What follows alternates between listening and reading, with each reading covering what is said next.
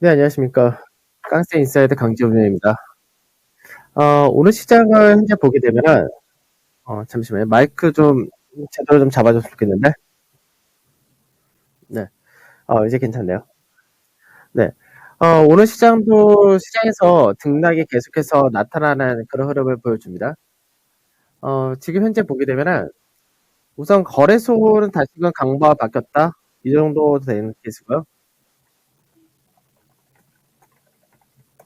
그 상태에서 지금 현재 코스닥 같은 경우가 조금 더 강세 띄운다는데, 오늘 이제 시장 자체가 위아래가 변동이 좀 세다. 이렇게 보셔야 되겠죠. 우선은 이제 거래 대금이 너무 작다라는 부분이 있습니다. 아무래도 내일 시장 자체가 뭐 여러 가지 중요 이벤트가 결정되는 그런 구간이기 때문에 그에 따른 영향이 이어진다. 이렇게 봐야 되는데, 지금 보게 되면은 우선은 시장에서 외인들의 선물 매수란 부분이 그나마 들어온다는 부분은 상당히 긍정적입니다. 다만 이제 거래 대금이 아예 없기 때문에 시장에서 상승 종목수는 더 많은데 문제는 외국인들의 거래소에 대한 매도 부분이 지금 현재는 시총 상위주를 중심으로 잡혀져 있고 이 부분이 지수에서 오히려 상승을 제한시키는 그런 요소로 작용한다가 됩니다. 그래서 지금 현재는 환율이라든지 뭐 중국 증시도 강세 잘 나온다 돼 있고 미선물도 강세가 유지가 되고 있는데 탄력적인 부분이 여전히 약하다 되겠죠.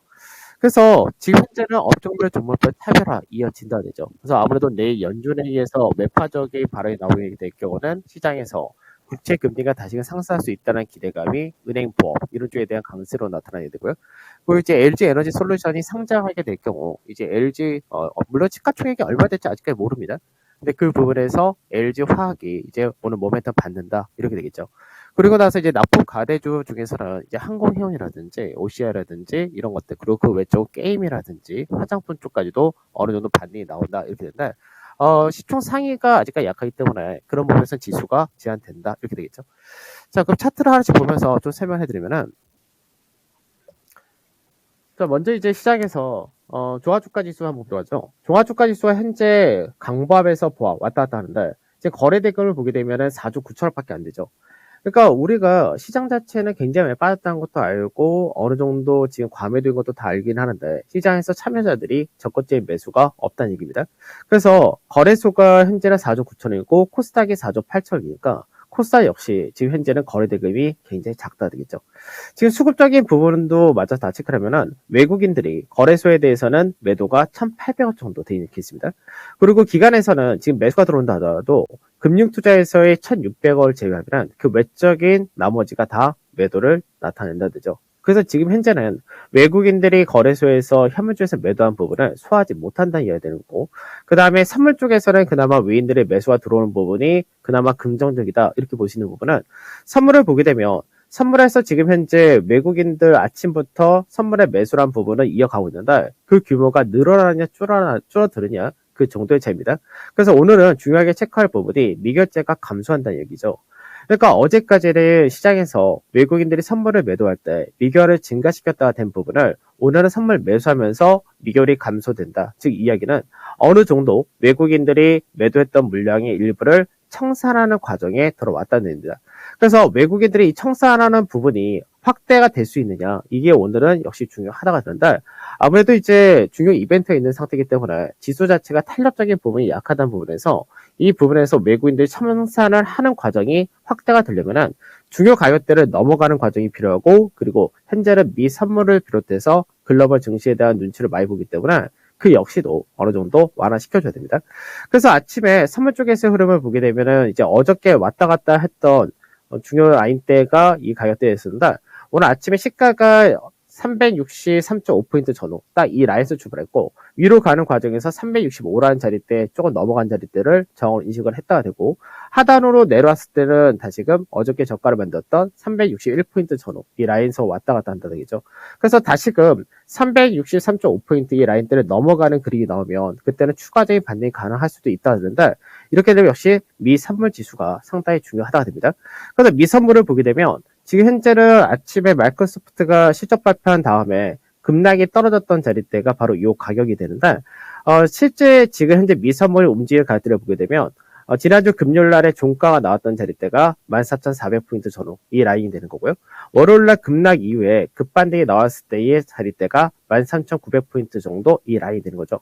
그래서 결국은 현재 미 선물이라는 것도 지금 현재 흐름에서 보게 되면 박스 거래세 흐름을 보여준다 되는 건데, 중요한 자리대가 이 라인대, 이 상단 자리대 근처를 넘어가는 구조를 보여줄 수 있느냐 됩니다.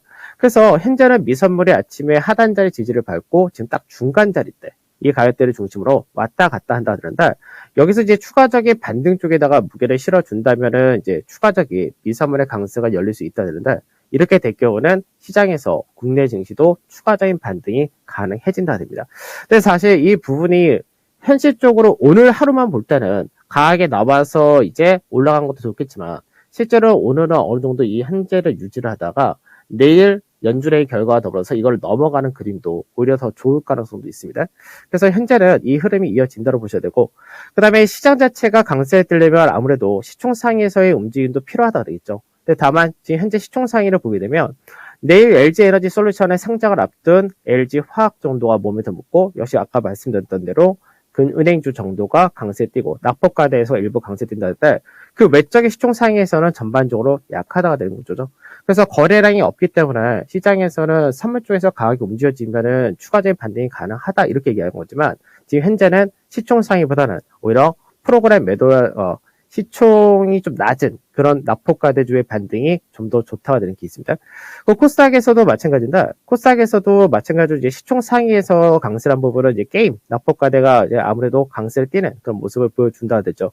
그래서 이쪽에서가 현재는 코스닥 지수를 받쳐준다는데, 반대로 이제 LG 이노텍 같은 경우는 실적 발표했습니다. 그래서 LG 이노텍 같은 경우는 그동안 시장에서 상대적인 강세를 많이 보여줬었기 때문에 이와 연동된 카메라 모듈이라든지 여러 가지 그동안 강세했던 쪽에서 또 하락이 나타난다는 점에서 시장 자체가 실적 발표를 앞두고 대장주 역할을 했던 쪽에서가 강세냐 약세에 따라서 차익 실업 물량이라는 것들도 여전히 나타내준다 정도 같이 보셔야 될 것 같습니다.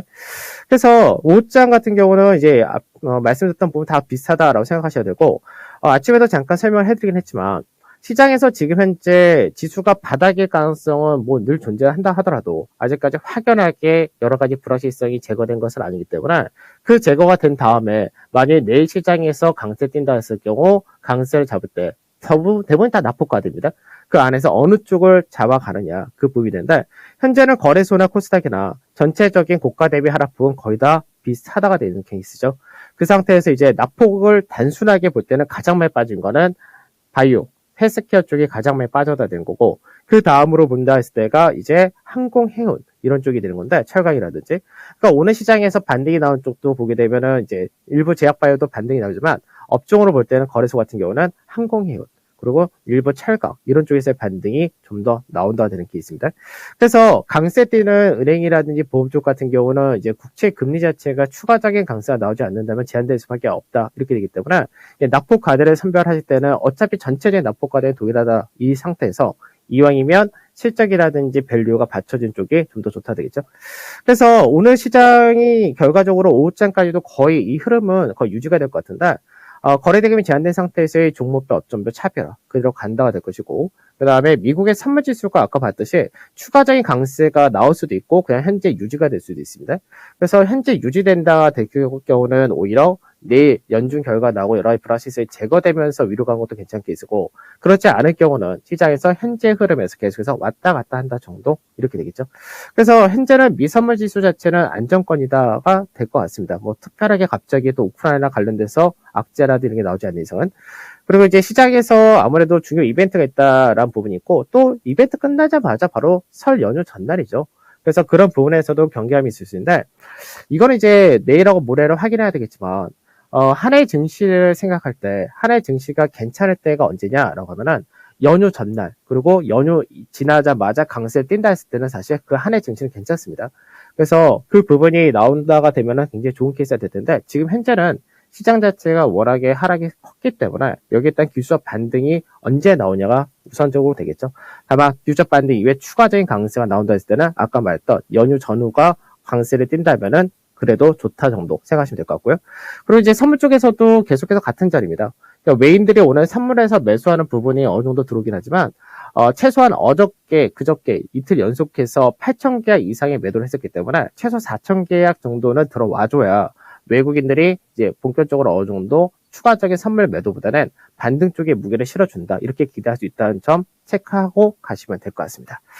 자, 저는 오늘 여기서 마무리하도록 하고 내일 뵙도록 하겠습니다. 감사합니다. 네, 깡세는 인사이드였습니다. 올해 고점, 지난해 고점 대비해서 지난해 하락폭 그리고 올해 하락폭 잠깐 지금 화면만 좀 보였는데도 정말 이런 섹터들이 고통을 많이 겪었구나라는 생각이 들고요. 역발상이 이제 필요한 시점이 점점 다가온다는 점에 대해서 좀 확인을 해봤습니다. 1월 FMC가 기점이 될 수 있을지 확인해 보시고요. 자, 지금까지 투자 판단에 도움드릴 수 있는 여러 내용들을 전해드렸습니다. 다만 주가의 상승과 하락을 보장하지 않는다는 점 유의하시기 바라겠습니다. 포스코 케미칼 예상보다 부진한 실적 나오면서 1% 좀 안 되는 하락폭을 기록하네요. 여기까지 오전장이었습니다. 오후장도 잘 마무리하시기 위해서 토마토TV와 전략 세워주시죠. 고맙습니다.